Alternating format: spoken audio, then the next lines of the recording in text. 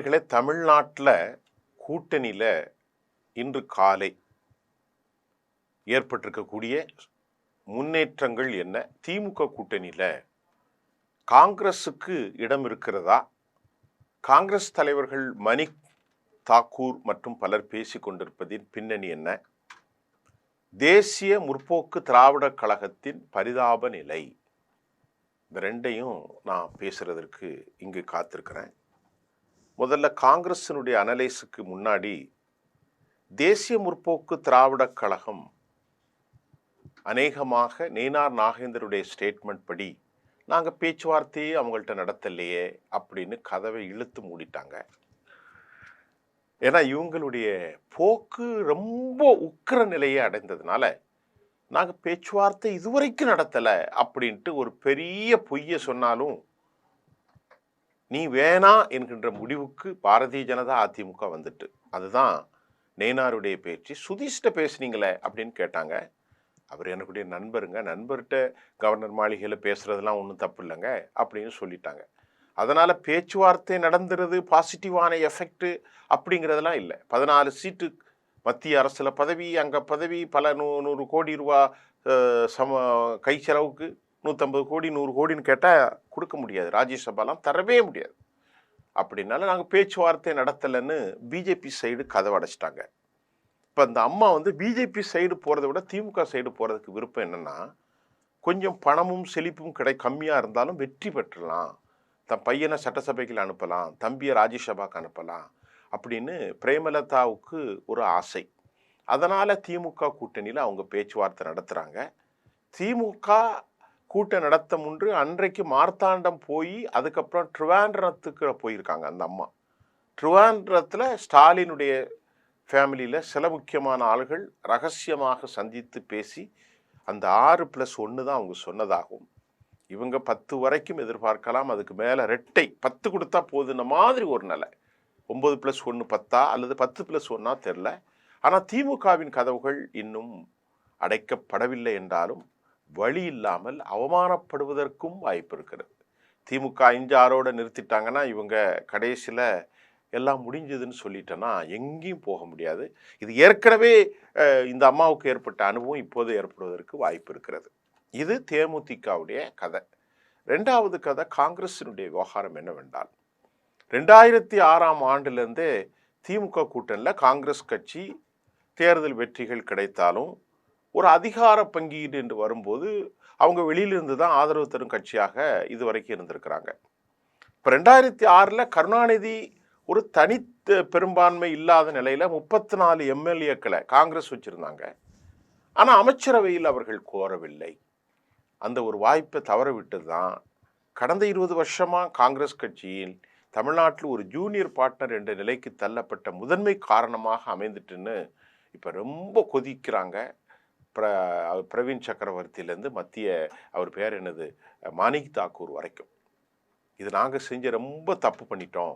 கருணாநிதி ஆட்சியிலே மைனாரிட்டின்னு அம்மா ஜெயலலிதா சொல்லுவாங்க. அப்போமே 34 பேர்கிட்ட நாங்கள் ஆதரவு கொடுத்தோம்.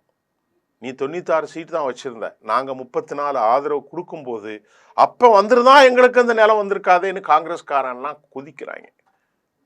கடந்த 20 வருஷமாக தமிழக காங்கிரஸின் வாக்கு வங்கி கணிசமாக குறைந்துள்ளதையும் தேர்தல் புள்ளி விவரங்கள் மிக மிக தெளிவாக சுட்டி காட்டுகின்றன. அதில் நாம் இப்போ பார்த்தா காங்கிரஸ் கட்சி 2011 அதன் வாக்கு சதவீதம் 9.3%.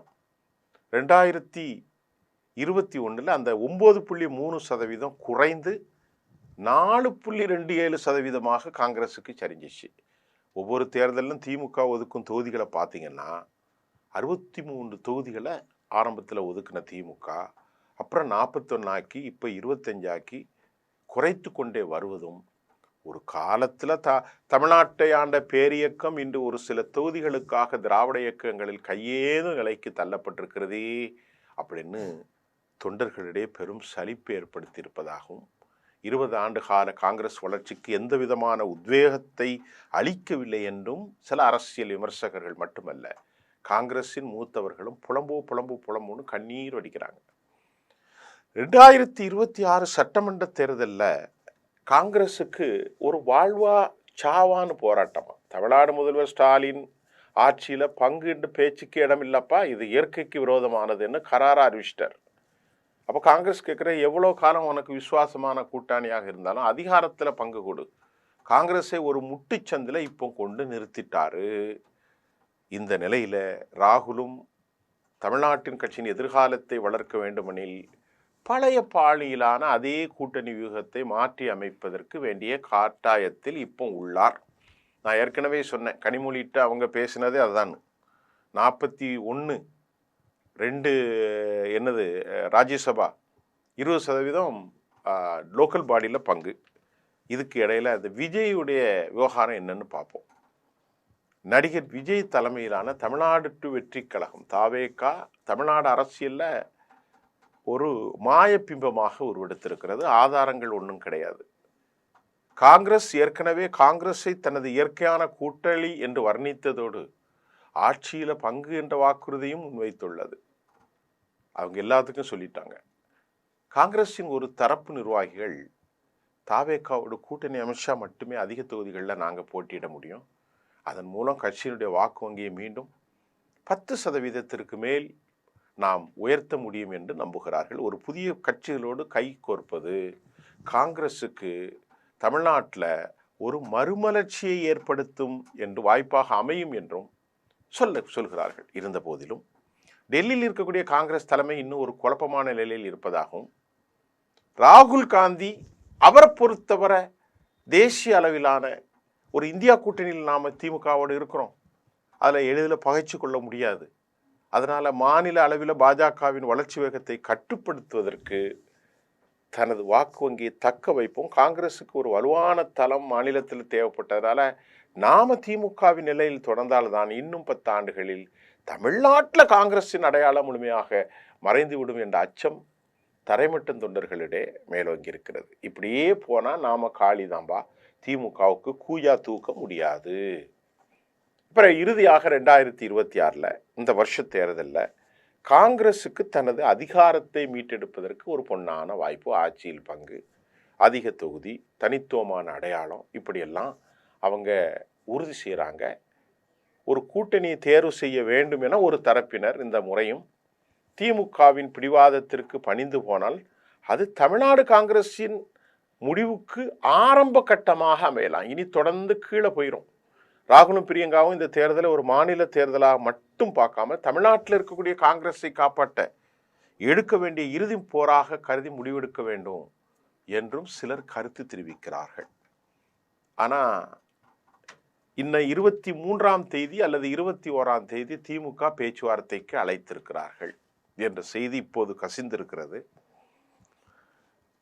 இது ஒரு பெரிய குழப்பம்தாங்க. இது பெரிய குழப்பம்தான். என்ன நடக்க போகுது தெரியல. அப்போ திமுக கைவிட்டா திமுகவுக்கும் சிக்கல் இருக்கு.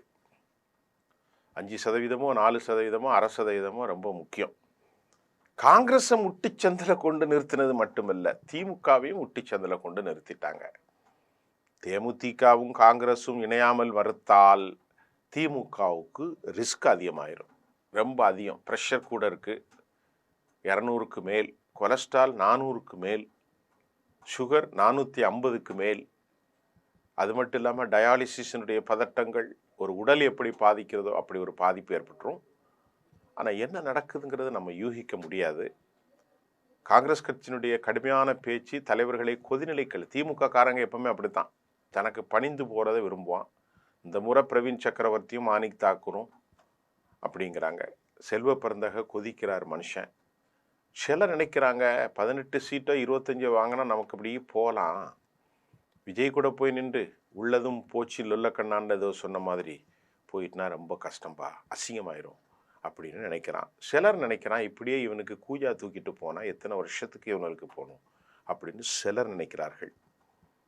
சிலர் நினைக்கிறார்கள் மத்தியில் நாம் கூட்டணியில் இருக்கிறோம், தமிழ்நாட்டில் ஒரு கண்ணியமாக இருக்கிறதுக்கு காங்கிரஸ் கூட்டணி வேணும் அப்படின்னு சிலர் நினைக்கிறார்கள்.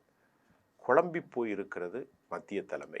மல்லிகார்ஜுன கார்கே, வேணுகோபால், பிரியங்கா, ராகுல் இவங்கெல்லாம் குழப்பமாக இருக்காங்க. திமுகவுக்கு இதை பயன்படுத்துறது தவிர வேறு வழி இல்லை, காங்கிரஸுக்கும் இதை பயன்படுத்துகிற வேற தவிர வழி இல்லை. தேமுதிகவுக்கும் இதை பயன்படுத்துறத தவிர தனி இல்லை. ஏற்கனவே எக்ஸிஸ்டிங் அலையன்ஸு கொஞ்சம் அதிகமாக கேட்குறாங்க. திருமாவளவெல்லாம் 10 சீட்டு கேட்குறாரு. ஜவாஹிருல்லாவும் பேசிக்கிட்டு இருக்காரு. என்ன நடக்குதுன்னு தெரியலங்க. நம்ம அடுத்த செய்தியில் இந்த மாதிரி ரொம்ப ஒரு ஆதாரமாக ஃபில்டர் பண்ணி தான் செய்தியை தர வேண்டி இருக்குது. தேர்தல் காலமாக இருக்கிறனால பொய்யும் புரட்டும் அதிகமாக இருக்கும். நீங்கள் நம்பாதீங்க. ஒரு துல்லியமான செய்திகளோடு மீண்டும் சந்திப்போம். நன்றி.